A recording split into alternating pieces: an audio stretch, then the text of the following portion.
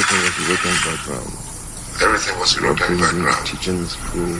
You're bringing. But my father was a pastor, you know. Oh, my father was a pastor, you know. Pastor. And everything had to be English and everything. We were not even allowed to speak our country's language in schools, and they called the language they called our own languages vernacular. So English was the real language you had to speak in school. So everything was English. With what we were taught in schools, nobody was thinking of whether to be African or not. We just accepted that we were English, and anybody that went to England for studies was a master, you know. So everybody wanted to go to England, come back home to be master, you know. So I never thought about it, being African as such, you know. So it didn't mean anything to me until much later in my life. It was in England I started to feel the awareness of having to be an African, because for the first time I came to England, I started to feel, oh wow, so these white people don't like us too much. You know, this is my experience from having to rent rooms, you know. I had so much, at that time you read the newspapers in England, house for rent, no coloreds, no dogs, and all this. That annoyed me a lot, and not many students, you know. So at my student days in England, I started to be aware of having to be an African, but we had nothing to offer as Africans because we were all just taught English. Like one of the latest songs I'm singing now, I said, teacher, don't teach me nonsense. Right. Now I was trying to let my people see, because in Africa people respect teachers. You know, teachers because they teach English and they teach their pupils, you know. Respect teachers and pastors, you know, in Africa. So, okay, now I saw that I should now use teacher as my focus. So I said, I titled the song, Teacher, Don't Teach Me Nonsense.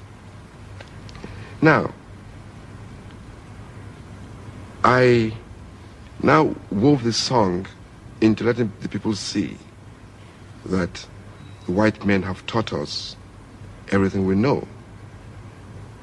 But I made people see also that one important thing they taught us was politics. Because I wove in the song to the elections in Nigeria, because it was a farce. Now I mentioned democracy. Now in English, an Englishman will say democracy. But if the African man wants to say it in broken, he will say democracy. You see now. I now thought of the word. I said democracy. That's, now I saw craziness. I said I could now let my people see that democracy really is not that word, that is really madness, you know. So I said, now I started to sing. I said, I start to think of this word democracy. Democracy. Crazy demo. Demonstration of grace. Crazy demonstration. Then I went a little bit serious, because I know that people will laugh at that when they hear that. Then I went a little bit serious. I said, now, if it's not crazy, why that in Africa, as time goes forward, things is getting worse. Poor man, they cry. Rich man, they mess. Democracy. Crazy demo. Demonstration of grace. Then I ended up, you know, to fuck the minds of the colonialists up, I said, if a good teacher teach something, if a good teacher teaches something, and a student make mistake, teacher must tell him that he's making mistake. You see, the way I started to write my music, it's like I was born a colonial boy. I went to colonial school. I went to England to study music and everything. Then something changed me completely. To see that I was not playing African music by the time I started to work as a professional. Now, so I had to take myself back to my culture, started to read, find books to read, started to listen to a lot of traditional African music, tried to know the real history of African music.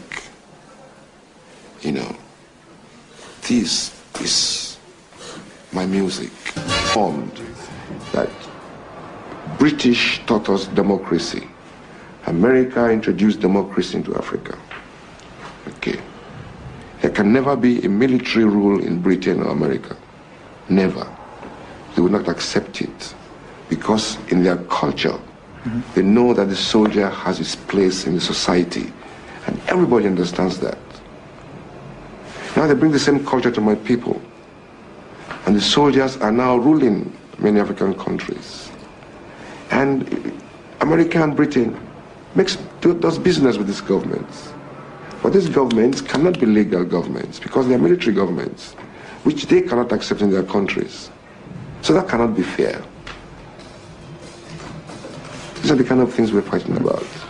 Africa has to improve by its own methods. You see, every race has a reason to be born. Yeah. The white people have a reason to be born in Europe. So when they are born in Europe, they create their own cultures and their own way of life. They have their own God that they worship. In Africa, we had a reason to be born there. So we have a God. We have our gods and we have our mode of worship. You see. But when the African doesn't want to understand or participate in the reason why he was born, then he becomes a failure. See, so all the African leaders look up to Europe for progress. Okay, you cannot know a white man's things better than the white man. So therefore you cannot intend to progress at the same level with the white man. You see, Africa has not been able to contribute its own knowledge to this universe. But we have knowledge in Africa. And the reason is simply because of what I talk about Africa. You see, the African leaders we have all over Africa today are very preoccupied with their own personal development, personal richness, you know. They are committing crimes against the African people, putting us into bondage. They're making us slaves. They follow white man's footsteps too much. They don't want to improve Africa as Africa should be improved. They are not authentic, and they are corrupt. What I did in prison was not to play games. I tried not to talk too much. Try to be a man by myself, and I just try to meditate. That's all I did. You see, prison is supposed to get you bored. So when people go in there, they try not to get bored. So I tell myself, okay, Get bored. you want to get bored, you want to make me bored. Okay, I'm going to get myself bored so that I will not be afraid to go in next time. Welcome to Nigeria Standard African Radio. We entertain, we inform, we educate Africans and Africans in diaspora, Black Americans and members of the international community. We bring you news just as it is, without fear or favor. Welcome.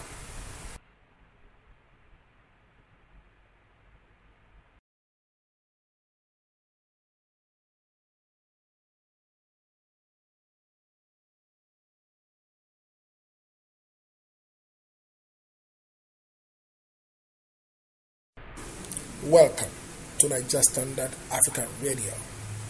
We entertain, we inform, we educate Africans and Africans in diaspora, Black Americans and members of the international community.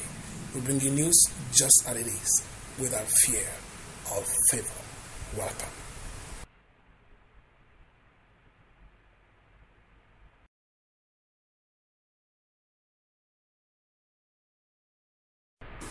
Welcome to Niger Standard African Radio. We entertain, we inform, we educate Africans and Africans in diaspora, Black Americans and members of the international community. We bring you news just as it is, without fear or favor. Welcome. You just heard it right there from Fela Anikulapo Kuti. Fela Anikulapo Kuti was Nigeria's foremost African Afrobeat legend. Introduced Afrobeat to Africa, but it was real in his confession. It was real in his observation about things going on in Nigeria, and even in Africa. He never hid his feelings concerning the way politics is being run in Nigeria. Although it's late, but his words are still evergreen. He expressed his feelings regarding democracy.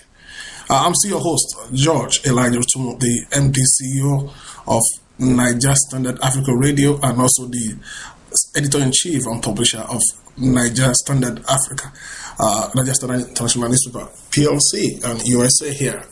We could hook up with us on www.nigeriastandardnewspaper.com. Here, we are talking about issues playing up in Nigerian polity under the title Fela Democracy Nigeria 2015 elections. At the moment, we are looking at the 2015 elections, what kind of drama has been playing up in Nigeria, mostly what Olusegun Obasanjo, Nigeria's former president, said concerning the 2015 election, concerning how the incumbent president, Goodluck Jonathan, should cautiously tread on regarding 2015 elections. I will also bring you reports regarding Jonathan Goodluck's how the PDP is having a tense moment right now. Nigeria, PDP represents Nigeria's People's Democratic Party, the ruling party in Nigeria. Is personally at the moment facing tension and opposition from the opposition party, and it has lost majority of its members in the lower house of assembly at Federal House of Representatives in Nigeria to the oppositions. And there is a lot of confusion and tension in the People's Democratic Party at the moment. We bring you what a special report regarding this loss by PDP in Federal House of Representatives in Nigeria. Enjoy it.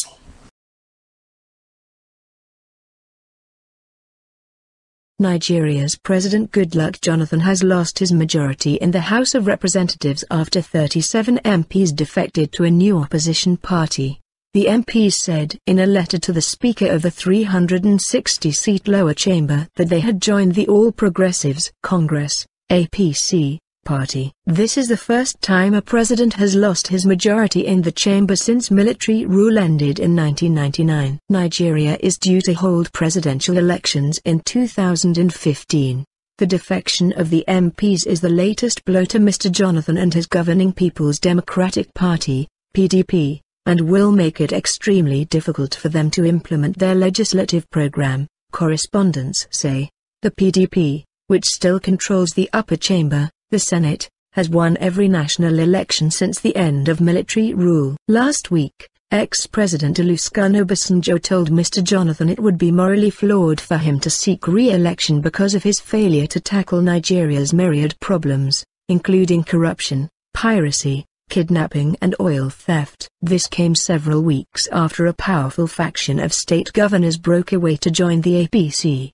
The PDP now has fewer governors supporting it than the opposition. The APC was formed in February following the merger of 4 opposition parties to challenge the PDP in the 2015 election. Mr. Jonathan moved from the vice presidency to the presidency in 2010 after his predecessor, Umaru Yar'Adua, died in office. He won presidential elections the following year.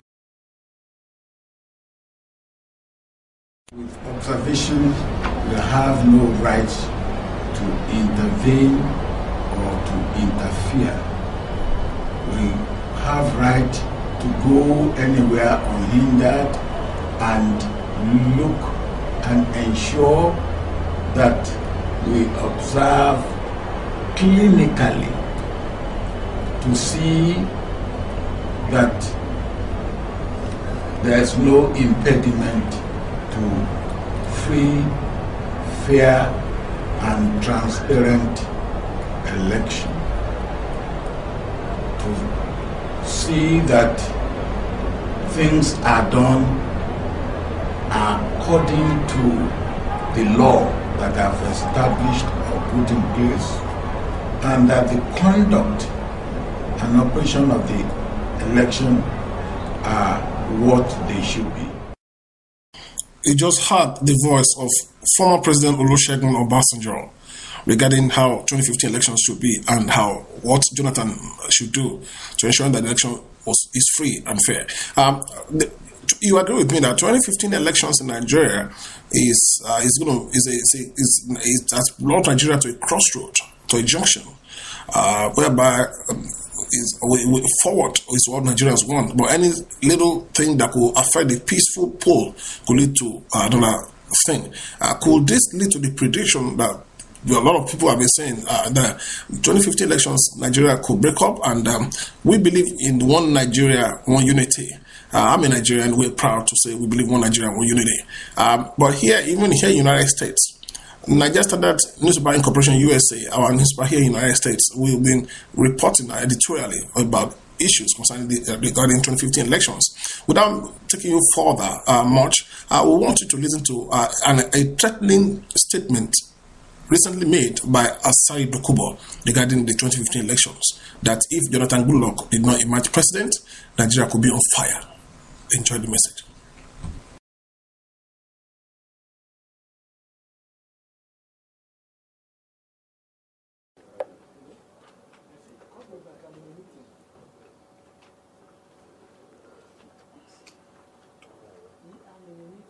Ma, give me a coffee. I don't have a coffee.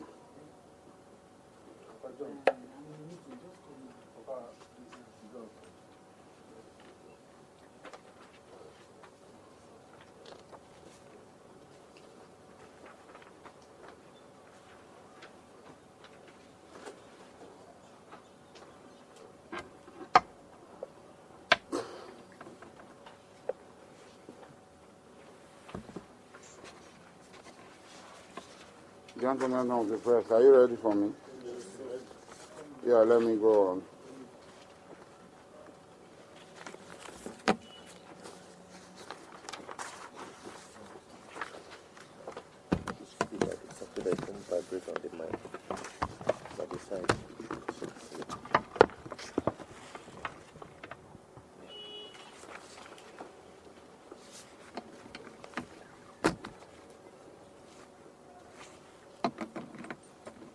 Gentlemen of the press, I, Alhaji Mujahid Dokuba Asare, Alawedi Abala of Kalawari, want to say that I stand by the statement I made, and I want to go on further to make the following. If any more attacks are carried out that affects our people, or we perceive that attacks are going to be carried out, we'll carry out preemptive action and disproportionate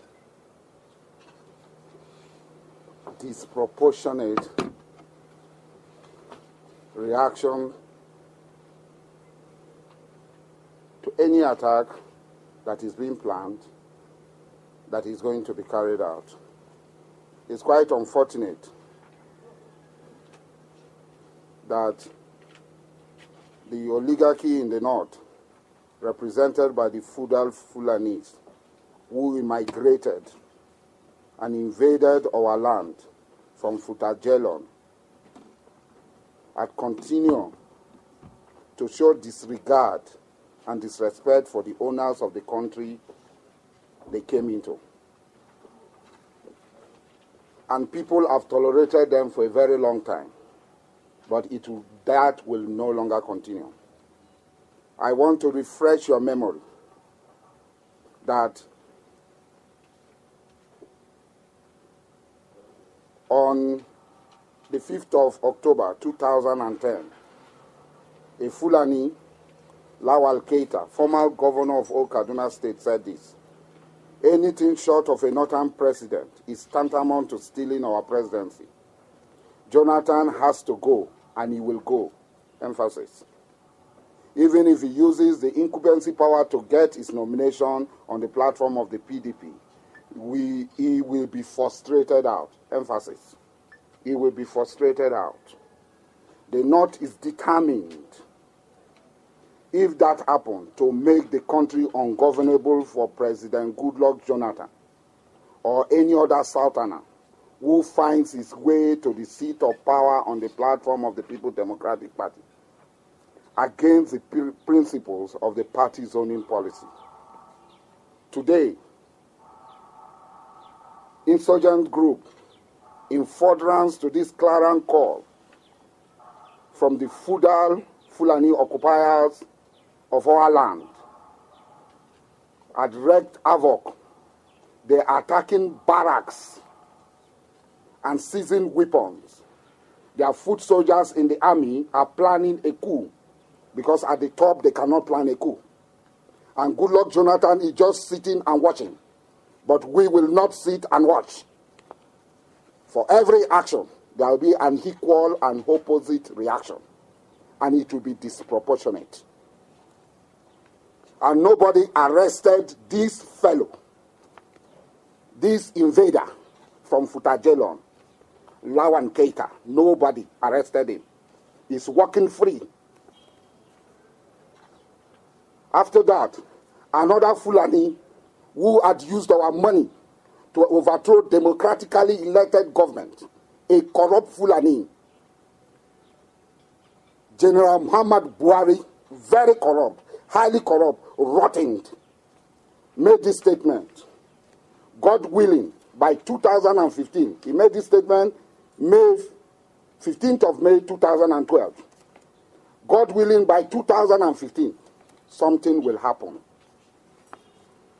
God willing, by 2015, something will happen. Emphasis. They either conduct a free and fair election or they go a disgraceful way. If what happened in 2011 should again happen in 2015, by the grace of God, the dog and the baboon would all be soaked in blood. He was never arrested. This man, in all civilized countries, in Chile, General Pinochet is being tried. There is a call for his extradition. Former military leaders are being tried in Pakistan. It is only in this year that these things are not happening. That a man who overthrew a legitimate government continued to threaten us with blood, and nothing has happened. Who is this criminal who took our guns, our resources, to plan and overthrow a legitimate government without any reason whatsoever, and introduced laws, retroactive laws, that led to the death of citizens? Nothing has happened. To cram it all, another Fulani invader of our homeland continued. Let me also use this opportunity to say on the behalf of us, one, Farouk Adamu Aliyu, us in the north, that nobody has the monopoly of violence. We have not had Maitazini in the south. We have not had. That was Asari Dokubo. Where are we going from here? Where is Nigeria going from here? Which way, Nigeria? I want you to listen to a special report by Sardauna of Sokoto and Obafemi Awolowo. These are great icons of Nigeria immediately during the independence and after the independence. I want you to listen to them, very, very important, and you take a cue of lessons how politics should be run. Enjoy the special reports.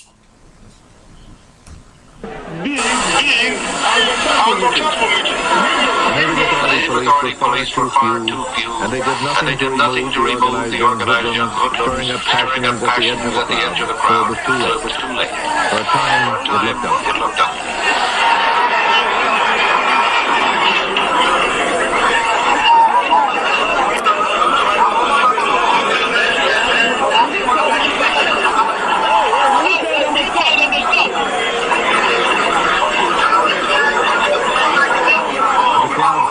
dispersed, perhaps remembering the previous riot. This time, nobody killed, only a few injured. Awolowo was a man of steady nerve. He was ill when he appeared at the rally, but he had to appear.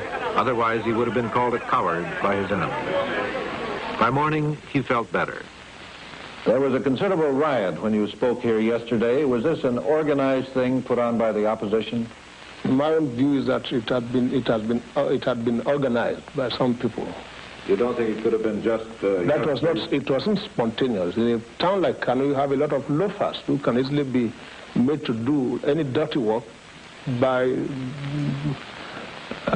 giving them a few shillings or something. Does this mean the campaign as a whole is going to get more violent as it goes on? I don't think so. My experience is that you have loafers mainly in the cities. They don't exist in the villages. And so far, my campaigns in the villages have been very successful, even though there are no police protection at all. You attended one, anyway. There was no riot when the Sardauna staged his Northern People's Congress rally in Kano a few days later. Nobody would have dared try to break up that one. But it was significant that the Sardauna came out at all. He had said he wouldn't have to campaign in this election. The threat of Iwo's helicopter tour in the north may have changed his mind. Politicians who remember the Truman Dewey election of '48 don't take victory for granted. There is no need for me to do any election campaign here. In the old days, the Emir of Kano was known as the chief warrior of the Sultan of Sokoto. And today, I regard all people of Kano as the warriors of the Sardauna of Sokoto. Sardauna spoke about 10 minutes, no longer. He didn't have to speak longer. Kano was in the bag for his northern party. In this province, the Emir of Kano is spiritual leader among his people.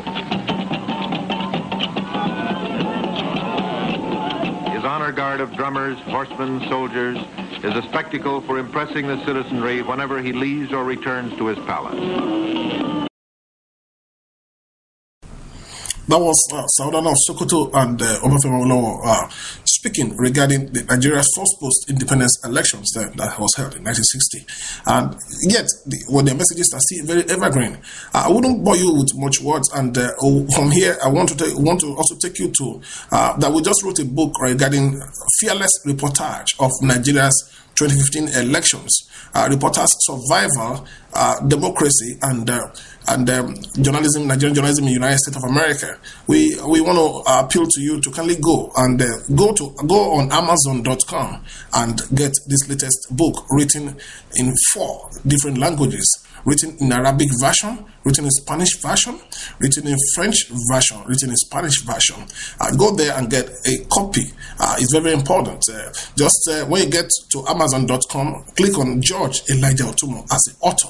Then you get all the books there published. We want to leave you with a song by Sonny Kosu saying that, which way, Nigeria? Where are we going from here? May God help us all, Nigerians. God bless Nigeria.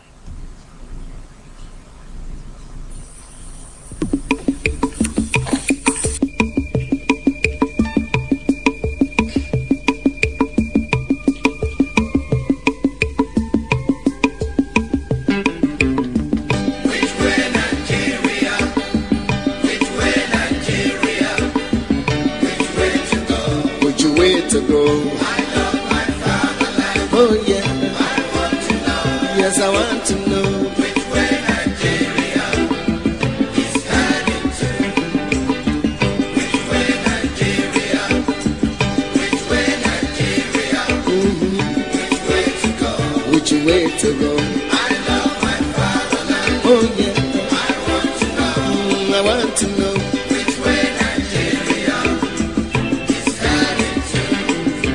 Many years after independence, we still find it hard to start. How long shall we be patient before we reach the promised land? Let's save Nigeria, so Nigeria won't die. Which way Nigeria? Which way? Which way Nigeria? Tell me. Which way to go? I love my fatherland. Oh yeah. Yes, I want to know which way Nigeria is heading to. Every little thing that goes wrong, we start to blame the government. We know everything that goes wrong because we are part of the government. Let's save Nigeria, so Nigeria will